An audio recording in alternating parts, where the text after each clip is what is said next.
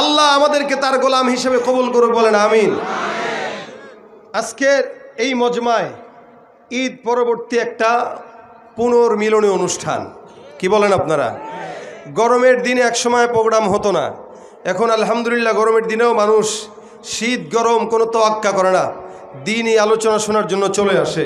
এটা যেরকম ভালো দিক, তেমনই খারাপ দিক হলো আলোচনা শোনার জন্য যত মানুষ বসে তত মানুষ মসজিদে ফজর পড়তে যায় না। এরা সবাই যদি মসজিদে ফজর পড়তে যেত তাহলে বিজয় ইসলামীর হইত।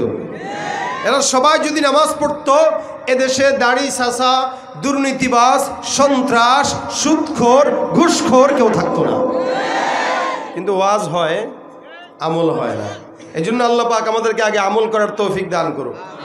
যা শুনবো আমলের নিয়তে শুনবো ইনশাআল্লাহ। রমজান চলে গেছে, তাকওয়ার মাস শেষ। এই তাকওয়ার মাস যে চলে গেল, সারা বছর আমাদের কি করা উচিত? আমরা মনে করি রমজান তো শেষ, ইবাদত তো শেষ। হ্যাঁ, আসলে কি বিষয় এমন? রমজানটা কেন আসে? 11 মাস যেন মানুষ এখান থেকে আমলের একটা গরম নিয়ে সারা 11 মাস আমল করতে পারে, এই জন্য রমজান। রমজান বান্দাকে মুত্তাকি বানায়।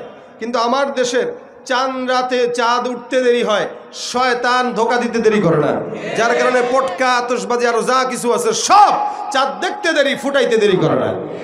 আর এমনও তো অসংখ্য মুসলমান আছে যারা রমজানের 30টার ভিতরে 10টা রোজাই রাখে নাই, কে সন্দেহ?